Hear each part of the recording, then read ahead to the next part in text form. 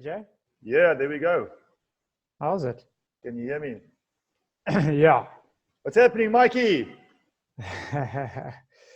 Oh, it's Friday, eh? It's Friday, Pally. I'm very happy. We've had absolutely crap weather for 2-3 days, Yeah.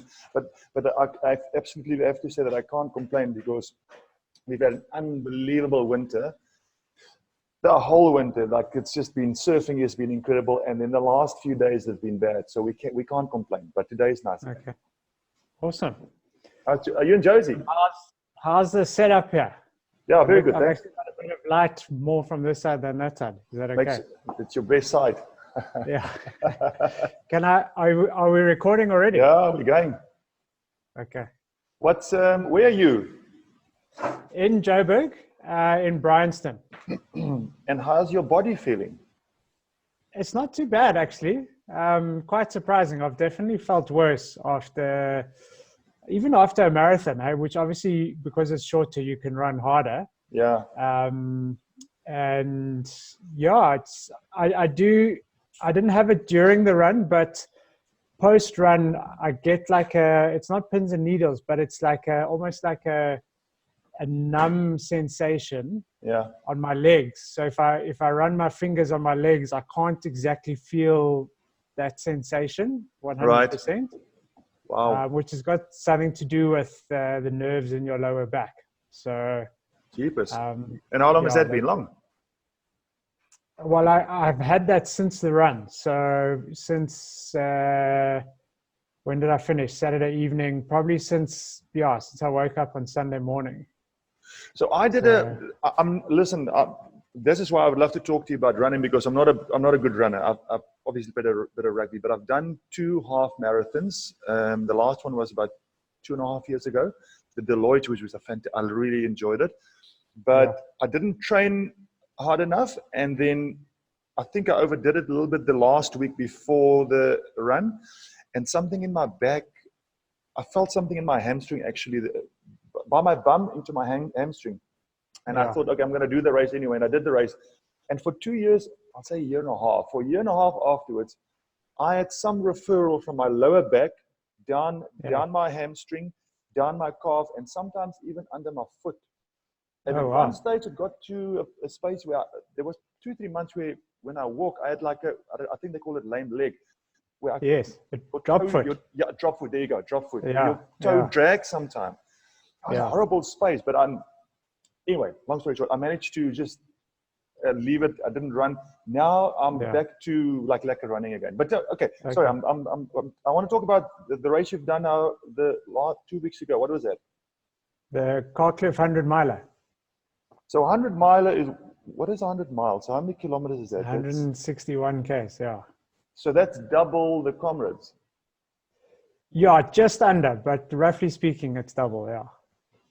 And if you take it, this was a trail run. So trail, there's no scientific number, but trail is harder than road because you're not able to get into a rhythm like you can on the road as much. Yeah. So yeah, I would say it's probably fair to say it's a double Comrades. But do you stop? Do you sleep? Or is it 2 days, 3 days, or is it start to finish? No, so it's a single stage run. The total time to do the race is 36 hours. So you could sleep if you wanted, but it's not like you get to sleep the night and then you start stage 2 the next day. Wow. It's a single stage race. And I mean, you don't come back to your base. Well, this one, they're all different, but this particular route was what they call an out and back. So you run out to half the distance, and then you come back along the exact same route. So that's quite lacquer because you know what to expect. And then your support crew and your friends that are supporting you, they can see you at the same places on the way back. It's not like you're missioning for 160 k's in one direction. Wow. And they give you food and water and all the support that you need. The race itself do that as well. And this one is very good with that. So the support stations are very well stocked with energy drink, Coke, water, potatoes, sweets, ice creams. They're very good. And then my support crew had just extra things that I would normally like. So I had my own energy drink, just one that works for me. And they had peanut butter sandwiches for me, and Bovril sandwiches and sweets and oats. So the race starts at 8 in the evening, which is quite unique. Normally races will start at like 4 in the morning. But yeah, so you go through the night. And so my plan was to try and have my day as normal as possible. So at like 7 in the morning, I had some oats, because you have to eat like substantial food when you're running that far for that long. So the support crew, they were at all the stations. And then what's good about this race as well, from the halfway point, you're allowed to have someone run with you. So someone can that's pace cool. You. Yeah. So it really helped. This was my first 100 miler. So I was quite conservative, quite cautious. I wanted to respect the distance and I didn't want to, like, first of all, I wanted to finish. I didn't want to blow out. And then, it's a hell of a race. It's a hell of a long way. So listen, I mean, to put it in perspective for someone that's just listening now and thinking 100 miler, to put it in perspective, for me, I'm doing it for myself now. So a half marathon is 21 kilometers. A marathon is 42 kilometers. The Comrades is 90, is it 96? It's 90. The 90. run is 90. 90 kilometers. And now you guys do this race that's 60 kilometers. Yeah. And it is not on the road, it is in the bush. That is crazy. Yeah. It is crazy, but what's really cool is, like, so I've been reflecting about it the whole week. Like, you can't help but like keep thinking about it and looking back. And I've done some awesome running stuff in my life. I've been really lucky and I've been to some very cool places, but I've never done a single stage in one go, 160 Ks. So it must push you physically and mentally. I would imagine mentally, I'm just guessing, right? Yeah. Physically, you're obviously buggered. I mean, that's a given. But I think, isn't it what happens in here? Yeah. And that's why that mental preparation is actually so important. And I think that's why I had a good run this year, because I am one of those people who, when your head goes, you're like, F this, I give up. And while I've never like actually given up in a race, I've like dragged my ass to the finish, so I've like almost like sulked to the finish, because I'm so sore, I'm so tired. So because of that, I'm now so grumpy and I'm mentally broken. So I'm just going to drag myself to the finish. Whereas this race, I would say up until like the last 10%, my mind was still okay, a hell of a tired, but with the paces, to have someone there, just to follow, just to, to take a bit of the thinking off your mind, to take a bit of the, when I say effort, obviously not the physical effort, but it's just that little bit easier when you've got someone to follow and someone's talking to you and someone's egging you on. Absolutely. Yeah. So I've met you a while ago with the grid people in Joburg, and I had Greg at my house the other day, or at his house. I'm staying at his house, and Greg was saying to me, he said, "Do you remember Mike?" I said, "Yeah, I do remember." He said, "But that took a year sabbatical. I mean, maybe you can tell the story, but they've given you guys a competition in the office. Maybe tell the story. I don't know how it started, how it happened." Yeah, so I guess, well, you talk about the competition. I think that came after I left, actually. Okay. But it came in just as I left. Anyway, so yes, I was working for Grit. I'd been in corporate for, I don't know, close on 18 years maybe. And I was just basically, like, I wasn't depressed, but I just wasn't as happy as I wanted to be. So like, I had a good job at a good company. I had friends. I was still running when I could, like, so that's my passion, is running. Okay. Right. But just like on a day-to-day basis, I thought, flip, you know what? Like, I'm just not as happy as I want to be. Yeah. And I was chasing things. So like, whenever I had leave, I would go and do something epic. Like, I'd go do Everest Base Camp. Right. And like for 3 weeks, I'd be in my element and I'd be happy. And then I'd come back to work and like I'd get in that grind, and it was stressful as well. And I just thought, you know what? I'm just not like, I don't think this is what I want to do every day for the rest of my life. Yeah. So the decision to actually jump probably took 3 to 5 years. Right. You know, like you plant the seed, and then it grows, and you water it a little bit, and then it disappears for a while, and it comes back, and eventually, like, you're like, okay, I'm going to do it. So what I did was I actually resigned completely, because I was scared that if I didn't detach completely, I would go away, do my project, which I'll tell you about now, and then come back, and I would just be in the same drum, just going over and over again. So you've cut that umbilical. Yeah. So, you know, and that's actually the hardest thing to do, because you're cutting so much security, like, you know, career progression, financial security. It's I mean, we can't help it, but we rely on money. Sure. So that was a significant step, and I was fortunate enough to build up some savings to put me into a comfort zone where I could say, okay, I'm going to cut the umbilical cord, but I'm comfortable for the next 2 or 3 years that, you know, who knows what's going to happen, but I can survive. Yes. I'm not going to be on the streets. Yeah. Yes. So that story is a life story. It's not a running story. I see that's a beautiful life story, right? Yeah. There's so many people sit in a situation like you've just explained, where they just do the daily thing all over and over again, because that's where the money comes from. That's what life is. But they're not happy, right? But there's something else that's pulling, that's pushing, but they never have the guts to do what you've done. Yeah, I would say it is that, you know. And so my digging within myself was like, well, what do I want to do? You know, what is my passion? If I had to do something every day, like, what is that? And can I go do it? And to be honest, so it's been nearly 2 years since I cut that cord, since I resigned from Grit, and I'm still working that out. Yeah. To be completely honest, you know. So the first thing I did was I went on a running adventure.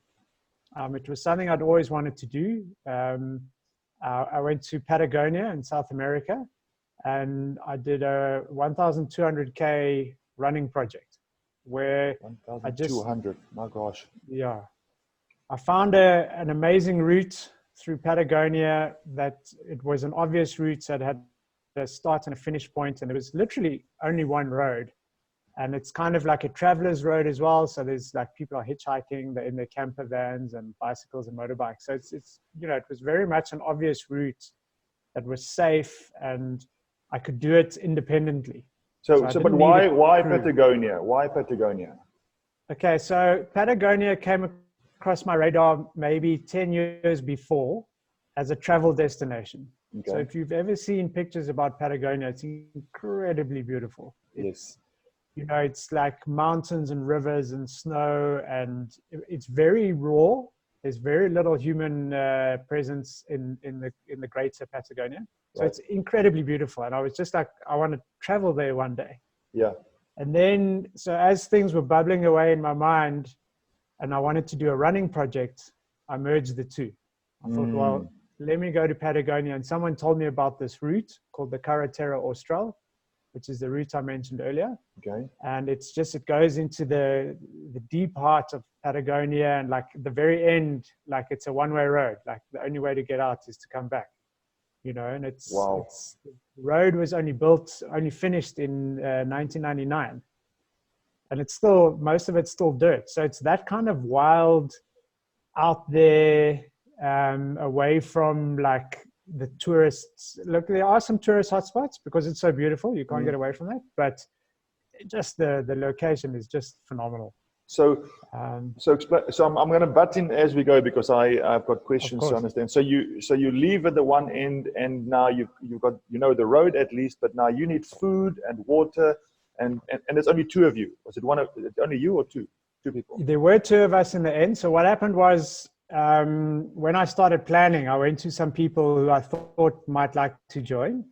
And I said, this is the plan. It's 1,200 Ks. I'm taking 6 weeks, and, you know, this is the rough cost. And it's not an easy equation for many people, you know, to get that much leave. It wasn't that expensive, but, you know, it's a cost. And, maybe the biggest thing is, well, we're going to run 1,200 Ks. Yeah. So, that narrows down your audience quite Tremendously. considerably. But so for a long time, I was going by myself. And then literally 10 days before I was getting on the plane, I had a farewell braai at home. And an old running friend of mine was at the braai, and he just got massive FOMO. Wow. And he said, let's chat tomorrow on Sunday. And so we spoke on Sunday, and he said he's in. Like, his setup was that he could park everything. He was in a position where he could park everything. Yeah. And so we scrambled like in those 10 days to get him ready.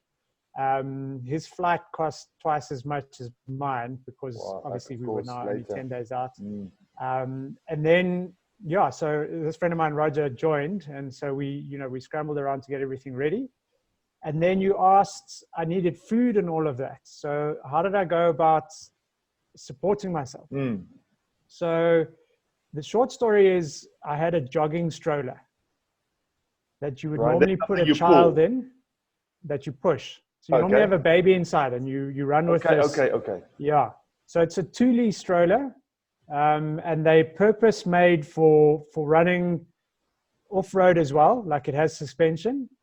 And then obviously, but inside there's normally a child, so there's seat belts inside, and then it's got like all sorts of little gadgets, like including the suspension, and it's waterproof and things like that. So basically I got one of those and took the seat belts out, and basically inside went everything. So my tent, all my clothes, my running shoes, the camera gear, and the food and water. And so we each had one of these, and we pushed these as part of, that's how we traveled. So we ran pushing these strollers with all our stuff in it. Incredible. And you just slept wherever you found a place. I mean, is it not pretty cold all year round in Patagonia? What's the weather like? It is, because it's so far south. We were very lucky with the weather. So it's also very wet, because on the Chilean side, so Patagonia is that bottom section of South America. So it's a bit of Chile and it's a bit of Argentina. And we were on the Chilean side, which is very narrow. Yes. And then it's very wet because the prevailing weather comes off the ocean and it hits the Andes and then it drops onto Chile. So in the 6 weeks, we had 5 days of rain. Okay, that's not which too was bad. very, very lucky. Yeah. Yeah. And to come back to your question of where did we stay? So obviously we couldn't run to a town every day because sometimes the towns were too far apart. And when that happened, we would just find somewhere, we called it wild camping. So you'd literally like just find a spot on the side of the road where it was away from the road, so you weren't getting dusty and stuff. And you didn't really want people to see you. It's completely safe. But our mindset's a bit different. So you just wanted to be out of eye shot and near some water. And in the 6 weeks, we actually only wild camped 5 times. Okay, that's not bad. So otherwise we got to a town or a small village. Like a few times we camped in the back of someone's garden. And people would be happy. They would be accepting you. No problem. Yeah, we'd pay them, I think it was 5,000 peso, like equivalent of $100. And it was weird sometimes because they'd let you use their bathroom. So you'd go into their house, into their bathroom. There's like the kids' toothbrushes and the like sponges, and you're like, this is a bit weird. But you're happy to have a warm bath or a warm shower and just somewhere secure to stay. Yes. And your feet, I mean, I always hear these stories about people running in your especially when it's wet, all kinds of things happen to your feet. Yeah, so I'm very lucky with my feet in terms of blisters. I don't normally get blisters. And part of that is that I do run with shoes that are slightly big for me so that the toes don't bash on the front. And then just... Ooh, that's a problem for me. I've got a 15. It's very hard to get shoes that are too big for me. Yeah, that is tough. But so, I mean, you would have issues that you would need to manage your feet. The only thing I had was, and it's more like a sweat stroke heat stroke dust rash. Okay. Is that my foot kind of got this red rash that was just from the dirt in your sock and the moisture that's in there all day while you're running, and then not really getting a chance to recover. But it did, over the length of the project, it eventually went away. But those first 2 weeks, it was quite, the foot was quite irritated. It felt like you had sand in between the sock and your foot. Yeah. And so it was grisly like that. But that did go after a while. It's amazing what your body does in terms of adaptation. And specifically, like, you know, you can't just, there's no way you can train really for a 1200K run. You can't go and run 1200Ks in a month. You'll break yourself. And so what happens is breaking happens on the project. Yes. So I'd read and I'd spoken to guys who'd done something before, like what happens? And they said, look, in the first 10 to 14 days, you're going to break. Your body is going to shout at you, muscular, even your joints and stuff, everything's going to be really sore. You probably get injured, but you just keep going. And what happens is your body adjusts. I think your body says, okay, because your body's screaming at you to stop it. Right? Your body's saying, I'm going to hurt you because you don't normally do this. So let me hurt you and you'll stop. And if you don't stop, and your body's like, okay, you're not stopping, so I need to adjust. That's my, like, you know, very basic thinking of, I think, what happens.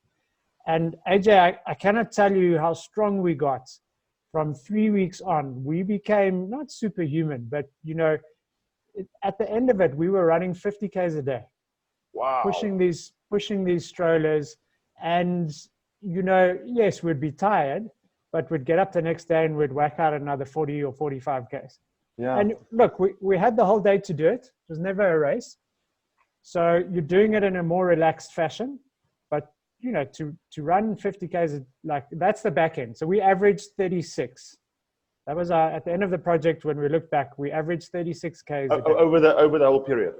Yeah. Okay. Yeah. Actually, a bit less. Sorry, 36 was the days we ran. We averaged 36 because we had some rest days. So every day we ran, on average, we did 36. That's incredible. That's incredible. So exactly what you're saying, I think I mentioned to you that girl, Courtney DeWalter. I don't know if you've researched her or not. The interview she did with Joe Rogan she said that exactly. She said, a lot of people, you start running, and like you say, it's impossible to train for that. How do you train for that? You can't. Yeah. And at some stage, you become stronger. You literally, your body just adapts. And like you say, this thing is incredible. This is an amazing thing, right? I think we often, and I do this myself, and I limit myself. I limit this with this. Like, I'm thinking 100%. To myself, okay, I've only done a half marathon. I would probably never be able to do a 42. But that's my mind limiting my body. That's it. Yeah, 100%.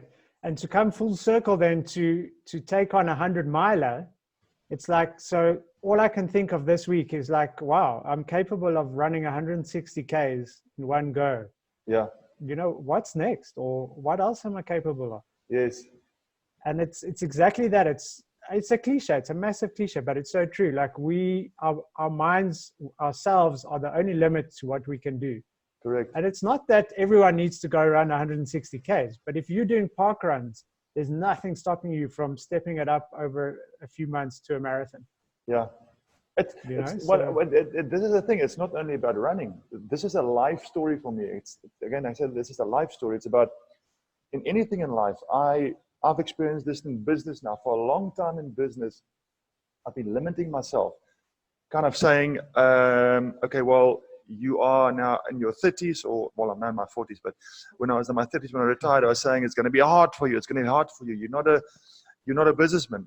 And I limited myself for a long time with my mind. Just your mind is lying to yourself all the time. Yeah. So it's 100%.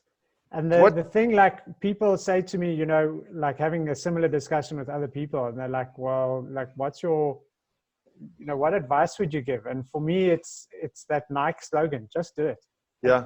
Just go and do it and see, like, just see what you can do, whether it's business or sport or adventure or whatever, even like relationships, just do it. Yeah. And you'll surprise yourself. And if you fail, you're going to learn, and you'll you'll do it better next time. So really, and I think, speaking of mutual friends, I think the guys at Grit are very much that attitude. They just do it. Absolutely. And they make it work and they make it happen. And it's hard work, but nothing worth doing comes easy. Absolutely. That's 100%. That's the thing. And that's the thing with most of us as humans. We're easy to quit. When the tough gets going, we easy quit. And it's just on the other side of that toughness where the road starts, right? So exactly what you're saying now, you start running for 3 days.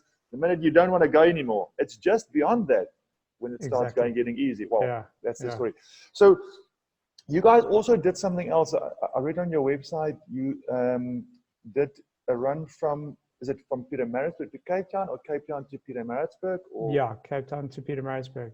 Yeah, so what happened was I'd met this guy called Dave Chamberlain before I went to Patagonia, and he actually introduced me to the stroller concept, and he gave me some other bits of advice. And he's currently on a project called the Hug Run, right, where he's literally running around the world. And he's, like, apart from doing it for himself, he's also trying to raise awareness for what we just spoke about chasing your dreams and believing in that you can do whatever it is you want to do, plus more. Anyway, so before I got back from Patagonia, Dave had said to me he's thinking of doing this project where he wants to run 20 Comrades in 20 days. Wow. And I just swore at the idea. I was like, that's crazy. And to put it into perspective, like versus Patagonia, so Patagonia was 1,200 Ks in 6 weeks. This project would be 1,800 Ks in, let's call it 3 weeks. So 1.5 times the distance in half the time. And it was like, wowzers, man, that's like, And so I chewed on it for a few days, and the friend that was with me in Patagonia, Roger, he was also like just shaking his head. He's like, no, man, that's ridiculous. But after a few days, we were like, let's give it a go. And so, so Dave originated the project. And in the end, there were 6 of us that attempted the project from all over the world. So there were 4 of us from South Africa. And then there was a guy, Alex, from the States, and Carla from the UK. And some of us had never met. And so we all arrived in Cape Town and we set out. And so the plan is then to run 90 Ks a day. So you're doing a Comrades every day. And we didn't know if this would be possible. We knew we would get sore. Obviously, we knew we would get injured. And basically, what happened was after 6 days, some of us broke. Is that right? After 5 days, so myself and Roger broke. And then after 6 and 7 days, the other guys broke. What do you mean by like break? Got injured. Oh, okay. Got injured. So that's the continuous days of running stopped. Okay. So basically the original objective was no longer happening. Right. So we did so I ran, rough numbers, I ran 5 Comrades in a row. And the other guys went to 6 Comrades in a row. Right. And then eventually got injured. What happened was each of us took a few days off, at different times. So now we all spread out because some are still running, some aren't, We each at some different point took some time off and then came back. Okay. But now the original objective is out the window. Right. But now everyone's... Which was 20 days. Yeah, 20 days of Comrades. Okay. So now people are resetting their goals. Right. And for me, the goal was I still want to do as much mileage as possible on this project before I get to the actual Comrades. So the 20th day was the actual Comrades. Yes. And so I did 5 days in a row. And then I took 3 days off. And then I came back and I ran between 50 and 60 Ks a day to try and get as much mileage out of the project as possible. Okay. And my secondary goal was, and I worked it out, I was like, okay, I want to do 1,000 Ks before Comrades. So I ended up doing 1,000 Ks in 19 days. And then on the 20th day, went and ran the Comrades. So you basically did about 10 Comrades, and then you did the Comrades on the 20th day. Yeah. That is ridiculous. That is ridiculous. Yeah, and then the other guys that all did some variation of that. Yes. And sorry, let me just turn my phone off. No problem. Then, but as I said, everyone had different goals. So I was still keen to get as much out of the project as possible, whereas some of the other guys wanted to have the best Comrades they could do, considering the circumstances of the project. Right. So some took it easy in the build-up, in the week leading up to Comrades, and then had a really good Comrades. So, for example, Carla, who on day 5 had torn her quad muscle. What? And she got to about 50 Ks on day 5. She was crying, completely emotional, and pulled the plug on day 5. Took 3 days off, had like physio and did everything she could to try and get her body back in shape, and then came back for the subsequent time and ran, I think, between 40, 50s and 60s each day. But then the closer she got to Comrades, she started tapering.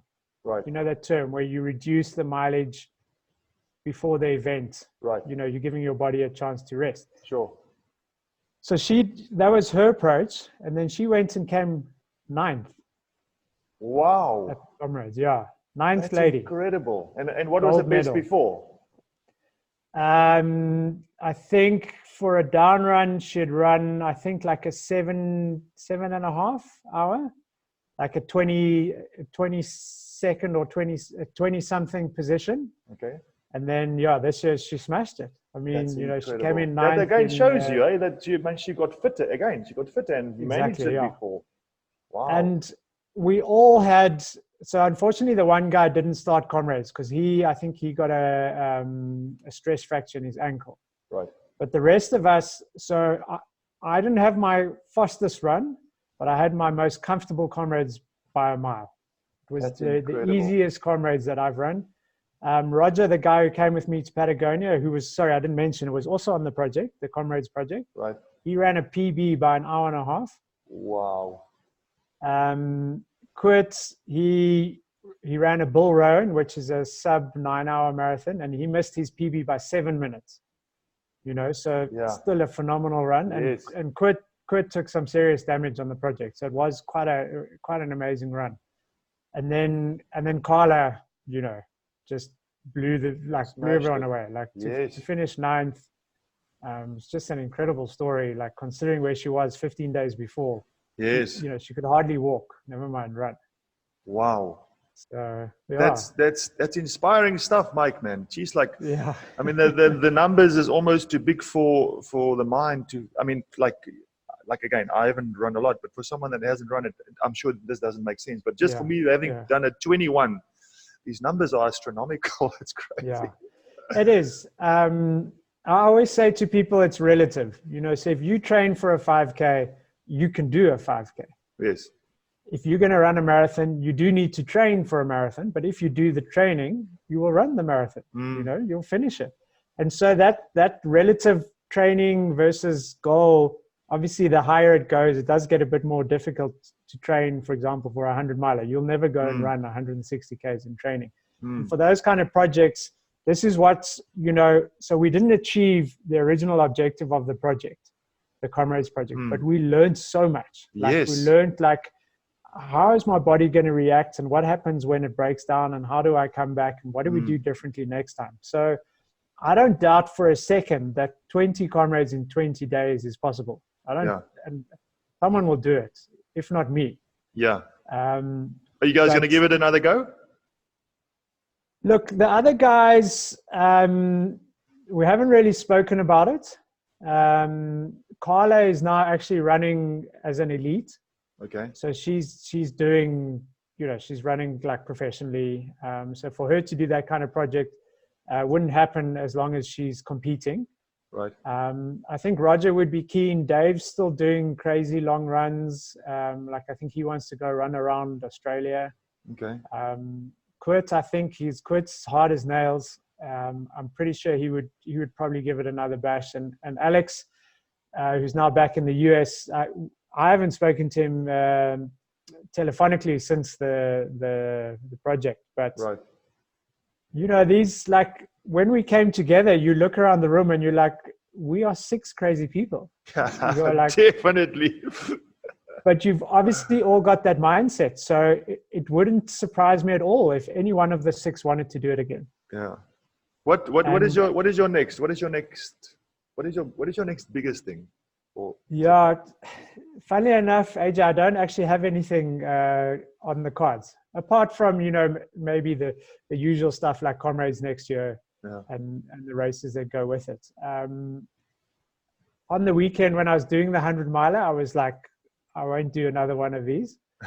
But you know, that does change. You forget very quickly over the days, and you know, I'm already thinking about, do I perhaps do Carkloof again, because now I know the routes and you can give it a good bash, a bit more of an aggressive run. Yeah.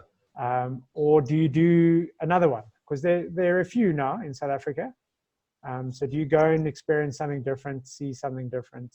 Is it something that's also, because I've definitely since I've started following this Moab channel, the Moab 240 channel on YouTube, it keeps on sending me stuff, and I've definitely realized that in the States there's a big movement towards these ultra marathons, you know, but off-road.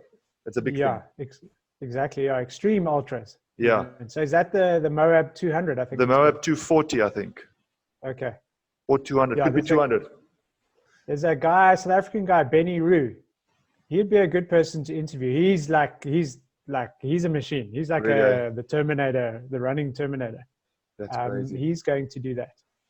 So your business, tell me a bit about the business. What do you guys do? So the original concept was, and maybe to take you back a step, is, so Carla from the Comrades project, we obviously met on the project, and we were like, you know, what are you doing in your life? What's next? Blah, blah, blah. And she was like, well, she wanted to run through Africa because she was born here, but grew up in the UK. And so her project was going to be called Running Home, and she was going to run through Africa. That was until she came 9th at Comrades and saw she's got potential to be a competitive runner. So that really just changed her life. Well, direction.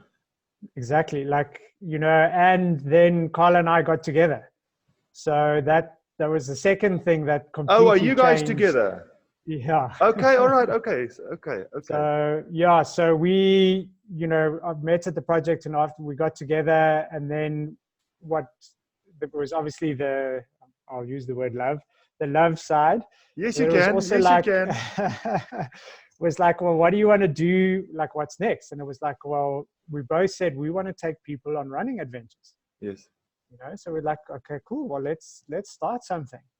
And so we launched a company called The Running Company, and our strap line is Run, Explore, Experience. So we don't want to be just a normal events company that puts on races, trail running events. We really want to take people on adventures and through experiences, so that it's something that they remember for a long time, if not for the rest of their lives. And yeah, so we launched The Running Company. Very basic name, says what it does, what it says on the tin. Yeah. And to be honest, we're still working out exactly where we fit in the market, exactly what offering we want to put out there. Because the challenge is, you know, it's a business, so you need to monetize it. Sure. You need to survive from it. Sure. So the challenge for us is, we want to do what we're passionate about, but that's not immediately the most financially secure route. Sure. You know, best thing to do would be to organize a 10K trail run in Joburg. Yes. There you're going to get 1,000 people, and you know, even if it's only $100 to enter, you're going to make money. Yes. But that's not our scene. We want to do smaller stuff that's more extreme, or not extreme, but that's just more adventurous. Sure. So for example, to take people running along the Wild Coast, you know, and maybe you carry your own stuff, but at the end of the day, you do get a soft bed and a warm shower, but you're experiencing like somewhere awesome, you know, the Old Transkei, the Wild Coast, or running through Lesotho, or even further afield. Like, we're thinking of maybe taking people to Patagonia. and doing a condensed version of what I did, or to Europe. There's loads of, we call them micro adventures. Right. So you're not going into the middle of the desert, but you're still doing more than the normal person would do with a tour group. Yes. You know, so maybe you're carrying your stuff and for 3 days you're going to camp. Yes. But Well, every now and then you get... Sorry, man. I think that's a brilliant idea, because there are many guys like you out there that sits in an office or owns a business, and he wants to do what you've done, but he can't do what you do. So the closest thing to that is for someone like you to say, listen, here is a package, here's an option, come, let's do it with us, and we've done it before. I think it's fantastic.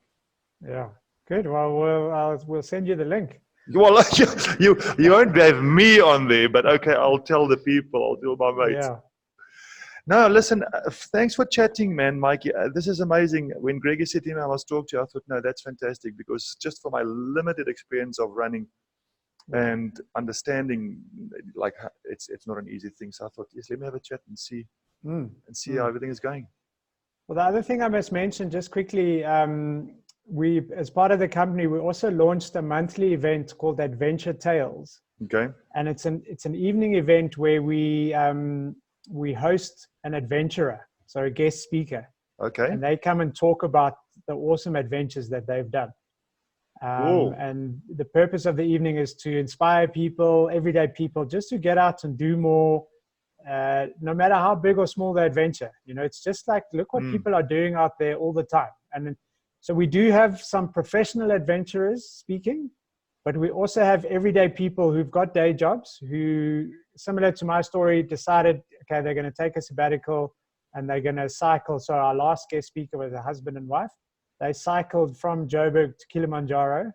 What? And then climbed it. That's crazy. Yeah. So we have the speakers evening, and then we also show an awesome adventure film or documentary afterwards. Right. So it's a very lucky evening of inspiration and ideas, and getting people together to network and mingle, and people that want to, you know, go on adventures that, similar to what we were just saying, yes, don't necessarily have the space and time. Or even just the mind. Like, you know, you don't know something exists until someone tells you about it. Yes, kind of thing. Exactly. So it's like, oh, I can go climb Pietermaritzburg. You know, but I didn't really think about it. Now the seed's been planted. Cool, let's do it. No, like, so your website quickly and your social media links, I'll put it on as well, but maybe just share it now. Okay, cool. So yeah, the website is therunningcompany.co.za. Okay. And our social media handles are The Run Co. SA. Okay. On both Instagram and Facebook. Fantastic, Mikey, you champion. Well done, man. And good luck with everything else you're going to do. Enjoy. Thank you very much. Yeah, thanks for the chat. It's been great. Champ. Cheerio. All right. Bye. Cheers. Bye-bye.